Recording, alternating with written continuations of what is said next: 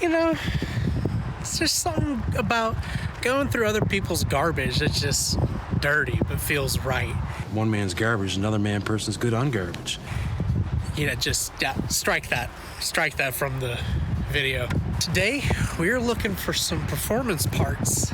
We're gonna get some parts for the Foxbody. I want an SN95 steering rack, and then what else do I need? I need some spindles, and we'll try and get some LS parts, and we're just gonna walk through. So I'm gonna take you along. So we've got our little pack going on, and all the Fords are all the way in the back where all the real garbage is.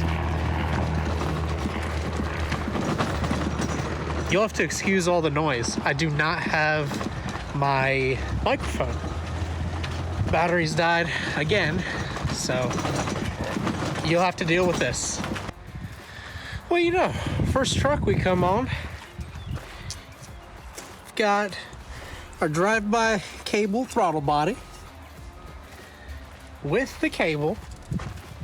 Got easy access to the injectors over here. I mean, can't really ask for much more than this. It's easy picking. We're gonna come back to that though. This is on the way out. All the Fords are way back there, just like I was telling you.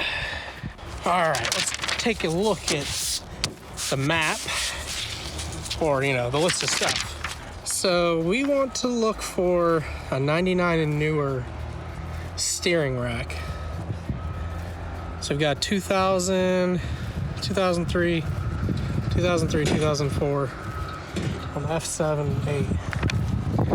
So here's one of the 2003s. It's a base, which doesn't have the best rack, but still better than a stock Foxbody.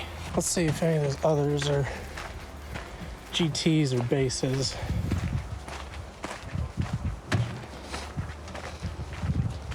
What's going on, man? What's up? I think this was a base. Yep, that's a base. That's a base. Now I bet you're wondering why all these perfectly good Mustangs are here. Well, that's because most people who drive a Mustang eventually smarten up and get a Camaro or a Challenger or literally anything else. So out of all the base Mustangs, I think it's like the 99 to 01 base is the better steering rack. You have an amazing rack. Get out the side! So I think we're gonna go for that. We're gonna go for this one. It's a 2000. All the stuff is basically off anyway. So that's already off. And then I'll just have to knock that tie rod out. And there's no engine to get in the way of me getting to this, you know, the coupler down there.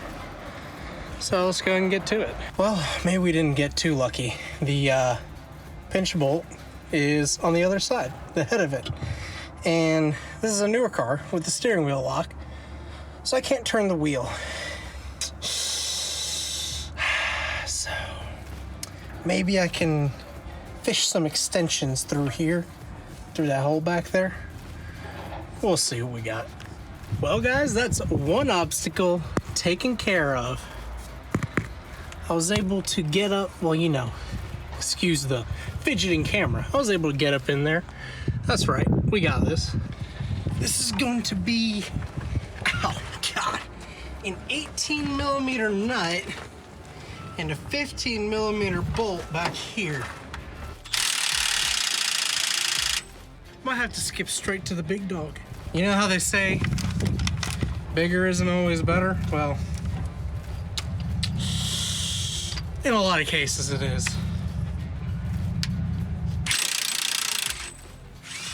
You see? Perfect. Now let's just do this one. Got the damn power steering. Oh, where's my damn, there it is. Oh.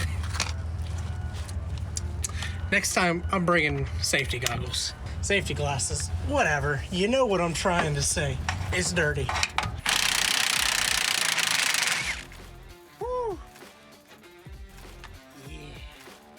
Now what we're gonna do is take our pry bar. Hey guys, I was wondering why it didn't want to come off.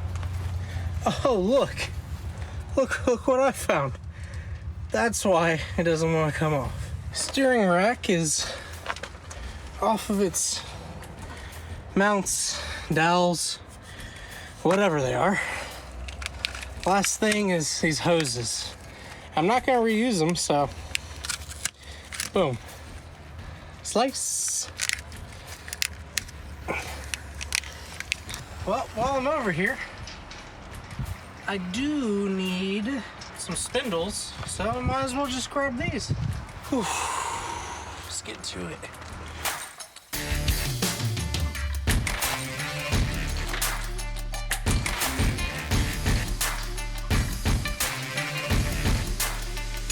I think we've harvested everything we can off of this beautiful piece of Ford Mustang performance vehicle.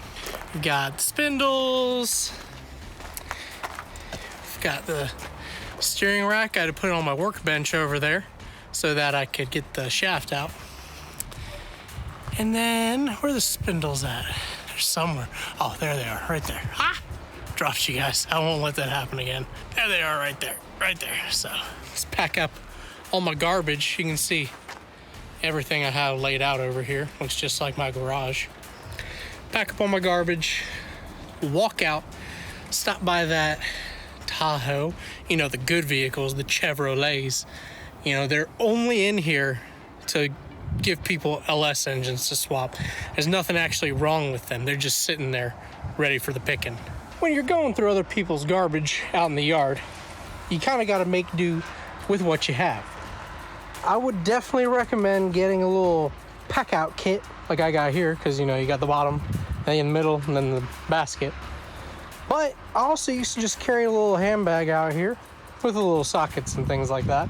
But if you get that basket on top of your pack out, you can put your parts you're gathering up here, and you don't even need to wheel a wheelbarrow with you. Man, I swear, this is a journey. And yeah, all the stuff we just got adds a good bit of weight to what I'm pulling around. It's gonna be a lot of fun. Here we go. That's what I wanted. So we're gonna get this. Well, no, this isn't the same truck, is it? Doesn't have the cable. Well, I don't need the cable. It'll be fine. I can just grab the throttle body, take the valve cover off, and we're gonna get these rocker arms. And then I'll get some of these injectors. The other truck must have been up here.